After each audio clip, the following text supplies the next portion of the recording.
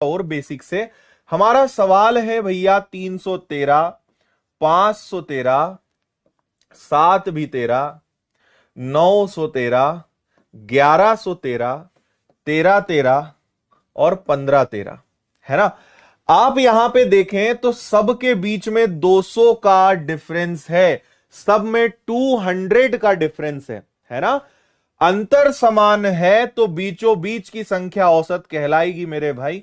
तीन संख्याएं इधर हैं, तीन संख्याएं इधर हैं, जस्ट बीचों बीच क्या आ रहा है, बस यही तुम्हारा आंसर है, कुछ नहीं करना था। 913 is the answer, 913 is the answer.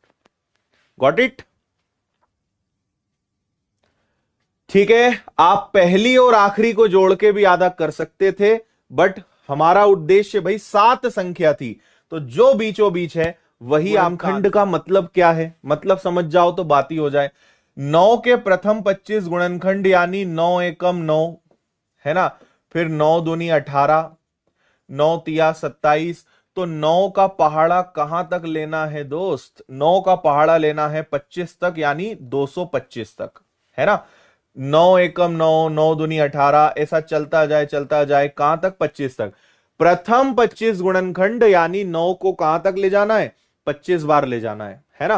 तो अब देखो, सोचो 9 18 27, 9 चौक 36, 9 5 45, कुल मिला के 9 का पहाड़ा ही चल रहा है ना। पहली और आखिरी संख्या को जोड़ के आधा कर दो, ठीक है।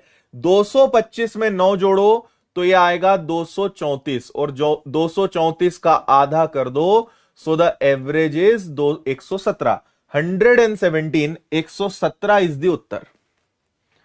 117 आपका आंसर आ जाएगा बिना दिक्कत परेशानी के। बात समझ में आ रही है? अगर संख्या एक निश्चित क्रम में है, अंतर समान है, तो पहली और आखिरी संख्या को जोड़ के आधा करने पे उत्तर की प्राप्ति होती है। ठीक है, चलें। देखो, इसका एक रूल होता है, प्रथम 148 संख्याओं का औसत। अगर सम संख्या है तो इसका फॉर्मूला होता है n+1। तो प्रथम 148 सम संख्याओं का औसत क्या होगा? 148 + 1 यानी 149, 149। प्रथम 129 विषम धनात्मक संख्याओं का औसत, ऑड नंबर्स का फॉर्मूला होता है ओनली n, यानी ओनली 129, तो 129 है। इन दोनों का अंतर कितना आएगा जी? इनका अंतर आएगा 20, 20 इज द आंसर। 20 आंसर आ रहा है क्या सभी का?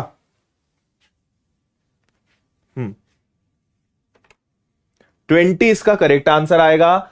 सम संख्या का फॉर्मूला होता है n+1, है ना। सम संख्या को हम इंग्लिश में कहते हैं इवन नंबर्स, और विषम को इंग्लिश में कहते हैं ऑड। तो सम का फॉर्मूला n+1, विषम का फॉर्मूला n। ठीक, वेरी गुड।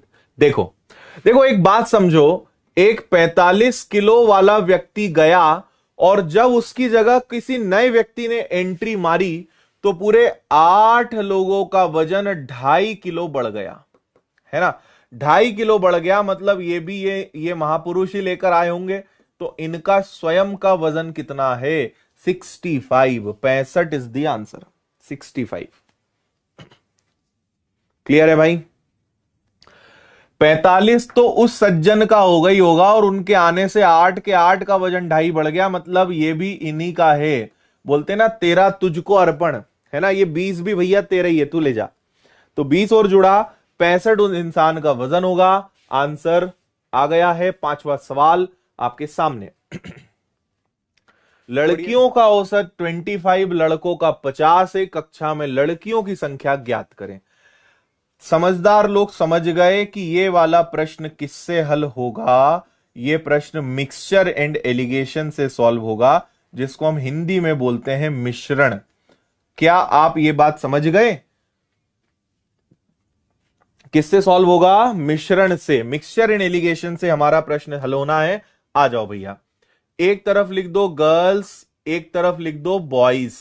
लड़कियों का एवरेज 25 है, लड़कों का एवरेज 50 है, और सबका कंबाइंड एवरेज है 35। जिनको एलिगेशन नहीं पता है उन्हें मैं बता रहा हूं कि दो अलग अलग वैल्यूज आप दोनों तरफ रखते हो, एक तरफ ओनली गर्ल्स, एक तरफ ओनली बॉयज, और बीच में रखते हैं ओवरऑल कितना एवरेज है। उसके बाद क्रॉस में डिफरेंस लेते हैं, तो यहां डिफरेंस 10 का है और यहां डिफरेंस 15 का है।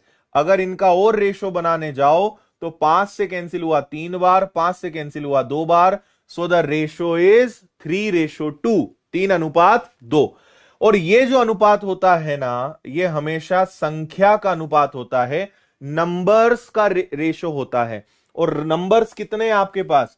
टोटल 100 बच्चे हैं, तो 3 और 2 5, 1 की वैल्यू 20, 1 की वैल्यू 20, तो 20 का मल्टीप्लाई 3 में करो, 60 लड़कियां और 40 लड़के। तो लड़कियां कितनी हैं जी? 60 लड़कियां इस प्रश्न का आंसर आ जाएगा।